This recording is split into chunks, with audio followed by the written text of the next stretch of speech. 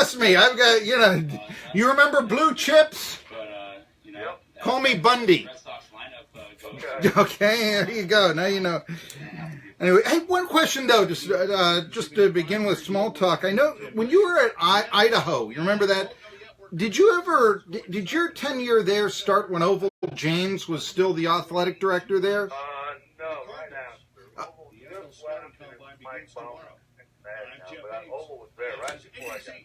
Okay, yeah, because I remember he used to be at Pitt. Yeah, I remember meeting him once, and I didn't know who he was when I met him. I knew the name, but I didn't know the face, and I felt very embarrassed. I was a younger man there. That would never happen now.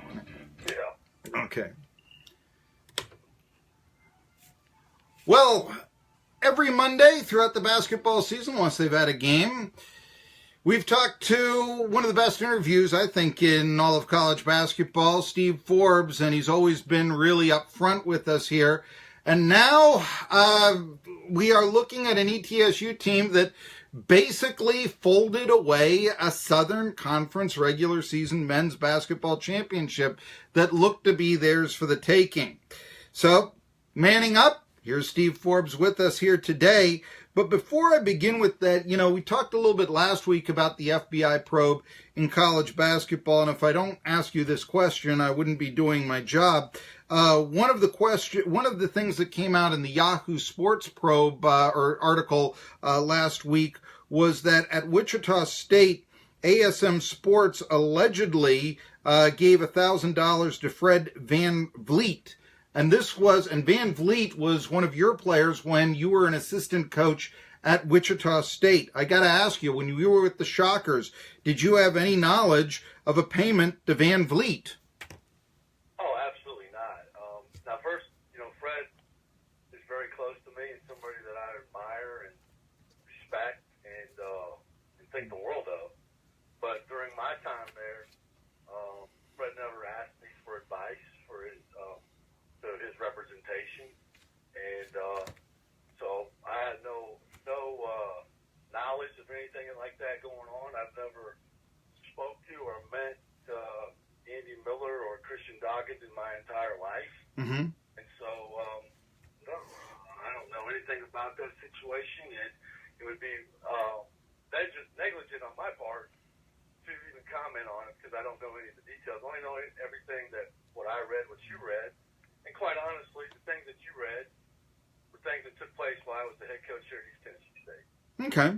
Well, we're talking to Steve Forbes, and I do want to ask, I remember last week, or maybe it was the week before, you mentioned that you thought that players should be able to transfer without having to sit out a year if their coach goes to another program. With this, more and more coming out with the FBI probe, do you think it's time to pay the players in college basketball? Honestly, they get a pretty good deal. I mean, they get cost of attendance. They get, if they qualify for any type of financial aid, they get that. They get a full scholarship. I think they're pretty well taken care of. I mean, to really start saying when they get paid, how do you determine how much? What is the number? And there's so many schools that have more than the ones that have less. It'd be a very complicated formula.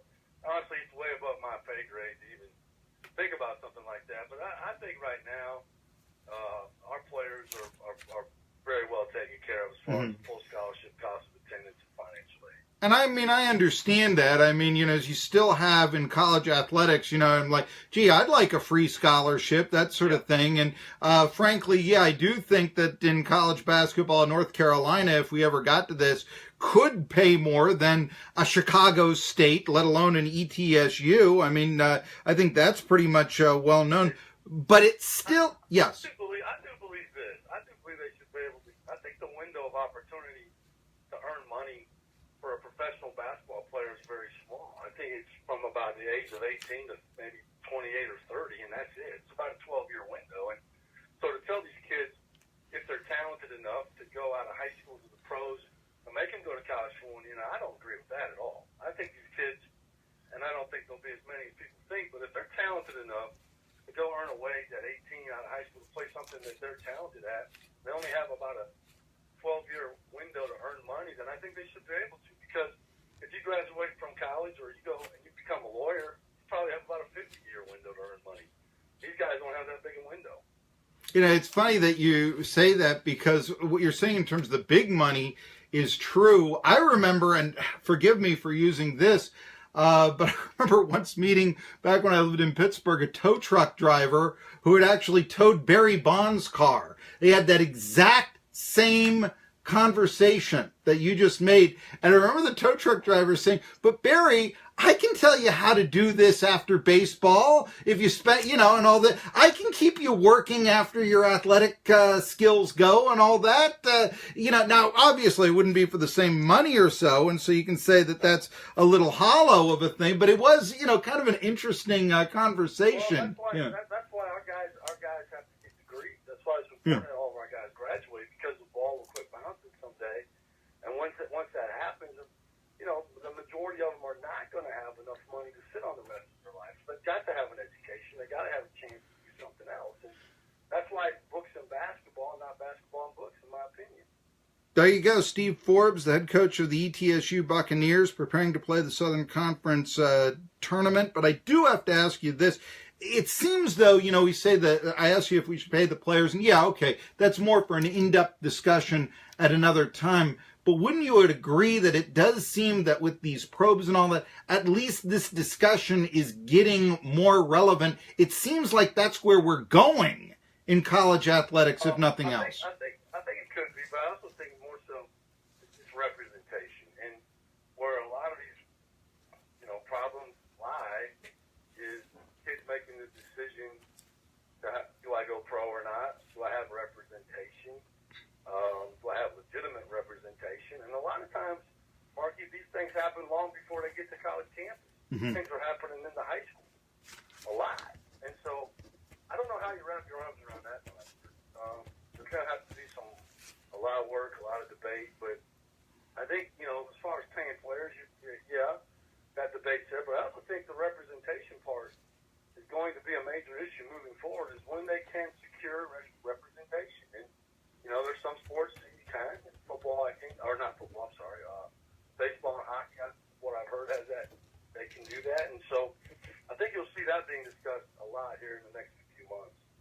We're talking to Steve Forbes, and, the Buccaneers have lost 4 out of 5. Real simple. What's wrong with the Bucs? Well, we're not defending like we did 2 weeks ago. And I've gone back and studied it. I'll study it some more, but it really comes down to defending the three-point line and the free throw line. This past week we had, going into this stretch of 3 home games in a row, we've lost 2 conference games since I've been here in 3 years at home. That's it. Just 2. Mm-hmm. So, you roll into that thing thinking that, hey, we're going to win these and win the championship, which we should have. But we didn't defend the three-point line. We gave up 33 in 3 games. So we got outscored plus 10 there, made 3, so that's plus 30. And we fouled too much, and they got our team's plus 11 at the line. So we've got to defend the three-point line better, and we got to defend without fouling. And then we have to make defensive plays to win games. Even though those numbers I just gave you were pretty big, every game came to the last minute. We had a shot to beat, to tie up Wofford to go to overtime. We had a shot yesterday to tie up Furman to go to overtime. We had a tie game with 1 minute to go against Citadel. Gave up a 3 to their 5-man. Gave up 3 threes up 5 down with 4 minutes to go in the game yesterday. So they're 4 and they're 5, 2 of them. And so I know where the problems lie. We've got to correct them. That's my job. It's totally my fault that we have to get this team better prepared to make plays down the stretch defensively to win games. Well, Steve Forbes, is that why you were playing less of a big lineup? I saw where Jerkin and Armas, I don't think they combined to have 20 minutes. And a lot of times you're having smaller players play inside to defend a 4-guard set. Is that sort of why you wanted to have the smaller lineup in? Against Citadel and against Furman a little bit more so, yes, because they're 5s. We're really 5s, but guys that were more like guards that could shoot threes. And Milan does a pretty good job of defending that. Now, Peter struggles with that. And so, yes. Now, against Wofford, no. I mean, Cameron Jackson, though, who did not play against us the last time, scored 18 points with his back to the basket. So our post defense was negligent there as well. And so, like I said, I know where the problems lie. I know they're very fixable. The one encouraging aspect is we're the best road team in the league. We went 7-1 in the league. Not going to win the championship conference tournament at home. And we're 7-1 against the teams that are on our side of the bracket. So we can go down there and win it just as much as anybody. We just got to get right. But is DeSonta Bradford 100%? Excuse me. No, go ahead. Yes, it happens, yes. Yeah, I think he is. He played fine yesterday. I think this time of year, Marky, everybody's got something. Everybody's got a little bump or bruise or a sprain or whatever. I mean, it's just the way it is. It's a long season. It's a 2-semester sport. It starts in November, goes till March. So I don't think anybody right now is feeling 100%. But he's fine. He's battled through it. The ankle injury then that was suffered that prevented him to play from the Citadel, that's pretty much cured then, or healed. So. Yeah. Okay. Yeah, I feel so. Yeah. All right. Now, I mean, if it wasn't, he wouldn't have played, and so we wouldn't have never played him if he wasn't healthy. So he played the last 2 games. So yeah, he's better. You mentioned that you had a chance to win in the last few minutes of all the games. I'm reminded of when Payne took the 3 to try to tie at the buzzer yesterday. And it did seem to be such symbolism for this streak that has gone on, because I think in the last 3 games, and maybe even before then, the 3-point shooting that had benefited you so well has been at best inconsistent. And I know that you do a lot of cerebral practices, but you're going to have to shoot the threes. So coming into tournament time, this week in practice, are you going to, try to do a few more 3-point shooting drills to get the rhythm back in? Or how are you going to try to right this ship? I think, Mark, we do a lot of that, really, truthfully, early in practice, every day. We ball a lot, because I think it's a good way to get warm, good way to get loose. Repetition's the best with shooting. We haven't shot terrible now. Our percentage is pretty high. We haven't made as many. Like I said, we were, I think over the weekend, our opponents made 30. We made 20 or 21, something like that. Shooting is something that is a rhythm thing. It's a confidence thing. It's not something that, I try to draw a ton of attention to, because I don't want them thinking about it. I just want them to play on offense. And so, but we do get a lot of repetition in. We do have time this week to do some more individual improvement. It was hard last week playing Tuesday, Friday, Sunday, to get a lot of that in. So this week will give us a chance to get back in the gym and get some rhythm. Now, I know that you have mentioned in the past, the Vegas 16 of a couple of years ago was very unsatisfying.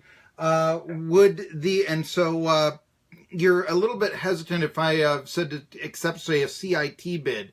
So do you go to the Southern Conference tournament saying basically NCAAs, possibly the NIT or bust? Can you say right now that it's going to be one of those 2 tournaments for the Bucs or nothing? Yeah, 100%. All right.